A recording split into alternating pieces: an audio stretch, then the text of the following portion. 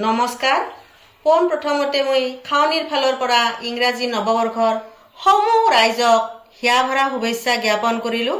নতুন বছৰটো যাতে সকলোৰে ভালে কুশলে যায় তাৰে কামনা কৰিলোঁ। বুলক তেনেহ'লে আজি ৰেচিপিটোৰ ফালে আগবাঢ়ো আমি। আজি আমি বনাম কৰ্দে টেঙাই দি মাছৰ আঞ্জা। মাছটো চিলভাৰ মাছ। আজি ৰেচিপিটোৰ যোগাৰটো আপোনালোকে দেখলাকে কৰ্দে টেঙা আৰু মাছ লগতে এটা পিঁয়াজ লৈছোঁ আৰু মই আঞ্জা বানতে অলপ বগা বেহৰ দি দিম। এইখিনি আজি ৰেচিপিটো যোগাৰ। বুলক তেনেহ'লে ৰেচিপিটো আৰম্ভ কৰোঁ। মই কৰ্দেখিনি প্ৰথমতে কাটি লওঁ। আলুটো ক'বা মই আপোনালোকক পাহৰি গৈছিলোঁ দিয়ক, কিন্তু কৰ্দে টেঙাত আলুও লাগিব। আলু আৰু কৰ্দে টেঙাখিনি মই কাটি ল'লোঁ। এতিয়া সেইখিনি বইল হ'বা দিম।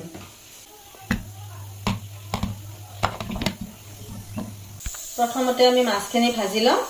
ইফালে মাছ হালধি নিমখ সানি ল'লোঁ। তাও গৰম হৈ গ'ল। এতিয়া তাও তেল দি দিম, মিঠাতেল। তেল গৰম হৈ গ'ল। আমি এতিয়া মাছ কেইপিচ ভাজি লওঁ।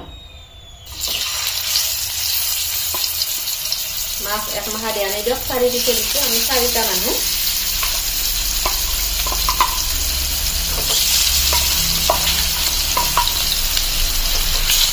মাছৰ পিচটো অলপ চাইজটো ডাঙৰকৈ কাটি লৈছিলোঁ। এটা পিচি ভাজা হৈ গ'লে উল্টে দিম আমি। এটা পিচি হৈ যায় এতিয়া মাছে উল্টে দিম। সেইটো পিচও এনেকৈ ভাজি মৰমৰীয়াকৈ নাভাজোঁ, পাতলাকৈ ভাজি আঞ্জাত ধুনীয়াকৈ সিজি যাব আৰু একদম। আলু আৰু কৰ্দেখিনি কুকাৰত বইল কৰি ল'লোঁ। এতিয়া ইয়াক মিক্স কৰি ল'ম ৰ'ব। আলু আৰু কৰ্দে ইয়াক এনেকৈ মিক্স কৰি ল'ম। কৰ্দে টেঙাটো বৰ ধুনীয়া মিঠা। জাত থাকে না কৰ্দে টেঙাৰ বেলেগ বেলেগ, এইটো মিঠা কৰ্দে। যে মিঠা কৰ্দে মাছেদি খাই ভালে লাগিব। মাছখিনি ভাজা হৈ গ'ল, মাছখিনি উঠাই থলোঁ। সেই মাছৰ তেলখিনিতে আমি আঞ্জাখিনি বনাওঁ। প্ৰথমতে অলপ বগা বেহৰ দি দিম, কম পৰিমাণে। বেহৰখিনি অলপ ভাজি ল'ম। বেহৰ এনে দিয়াৰ লগে লগে ফুটে, কিন্তু বেহৰ আজি ফুটা নাই। কিয় ফুটা নাই জানে না? এই যে মাছ ভাজতে হালধি দিছিলোঁ, হালধি যদি দিয়া হয় অলপ আগতে তেতিয়া বেহৰটো নুফুটে। এতিয়া আমি পিঁয়াজখিনি দি দিম।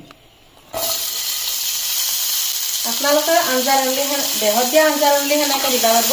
ইমান আগতে হালধি দি দিব। দি উঠি বেহৰটো দি চাবচোন। মই এইটো এটা টিপছ দিলোঁ আপোনালোকক। এইখিনি অলপ ৰঙা হওক লাগি ভাজি থাকিম। যিহেতু মই আলু আৰু কৰ্দে টেঙাখিনি বইল কৰি লৈছোঁ, এইখিনি অলপ সিজি গ'লে ভাল হ'ব। ইমান মই ঢাকনখন মাৰি দিম পিঁয়াজখিনি সিজাৰ কাৰণে। 5 মিনিটমান সময়ৰ কাৰণে ঢাকনখন দি দিম। ঢাকনখন গুচাই দিলোঁ। দেখছি না কি ধুনীয়া হৈ গৈছে। এতিয়া আমি ভাজি থোৱা মাছ কেইপিচ এতিয়া দি দিম।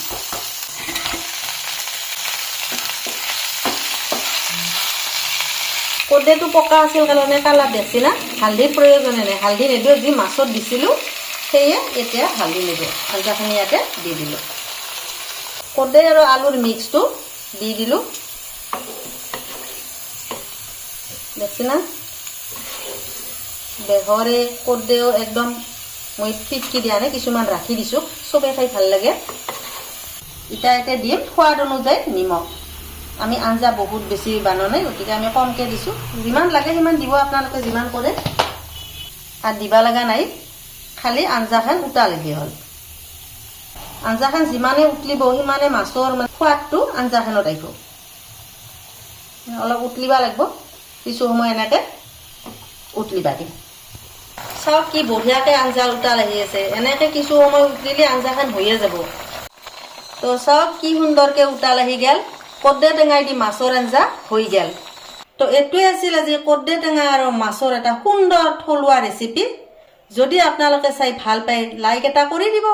আজিৰ কাৰণে এৰিলোঁ দিয়ক। নমস্কাৰ।